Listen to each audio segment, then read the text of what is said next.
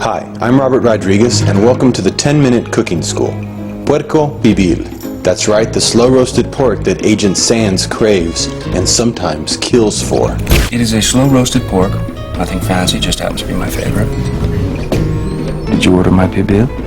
In today's episode, I'm going to show you how to cook that dish. I'd like you to have a bite of my pork. L. You really must try this because it's puerco pibil. You know, I've got a lot of friends who don't know how to cook, which I can never understand because not knowing how to cook is like not knowing how to fuck. You got to eat the rest of your life. Might as well know how.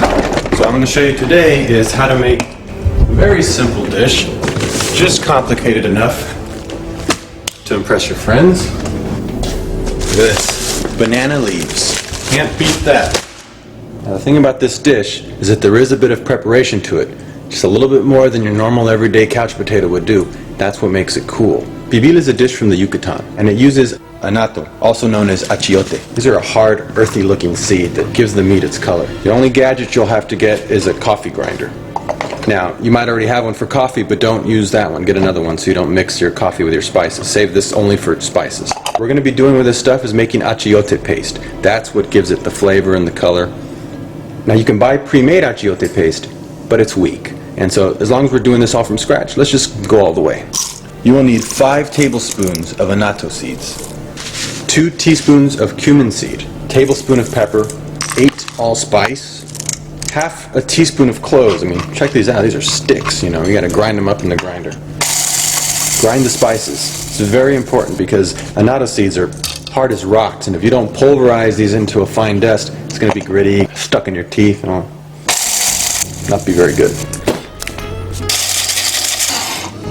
Couple of habanero peppers, very hot, very cool. But we're going to take the seeds out and take out the veins, so we'll wimp it down a little bit. If you want to turn up the heat and surprise your friends, leave a few seeds in there. Half a cup of orange juice, half a cup of white vinegar. Mix the orange juice, vinegar, the habanero together, add the powder, 2 tablespoons of salt, 8 cloves of garlic. Then blend it so it gets even more liquefied, because the smoother the better. Now, for the secret sauce. Add the juice of 5 lemons and a splash of the finest tequila you can find. And that's exactly what took this dish over the top, drove Sands loco so that he went and shot the cook. So make this dish at your own risk.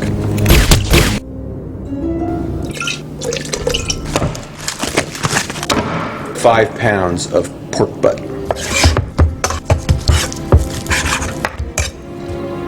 Now, cut the butt into 2-inch squares.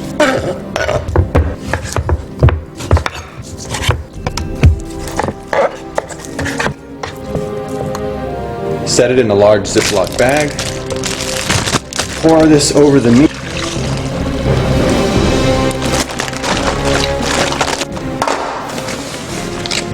Know those banana leaves? We're going to use this to line the pan. Now, you could just use tin foil, but this is much cooler. Also, it gives it a bit of a flavor, maybe. I don't know. Add some more on top. Wrap it up nice and tight. You don't want any steam escaping because that's how the meat's going to cook. We're going to roast it slowly for 4 hours. We're going to set it at 325. So what's great about this dish is that you can go on about your business. You don't have to sit there and watch the stove. It's going to cook on its own. You can go do other things. 4 hours later, it's chow time.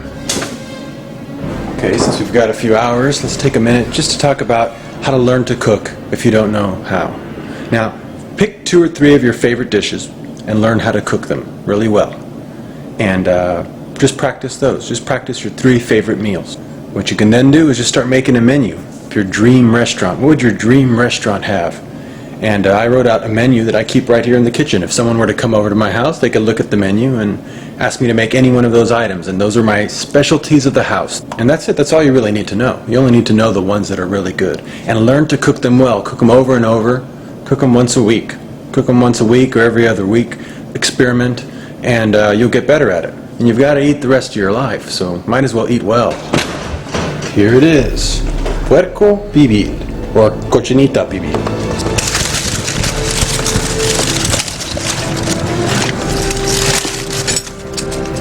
my mouth is watering.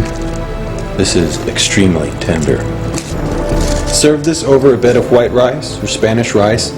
It's a dish so good, you might get whacked just for making it. Enjoy.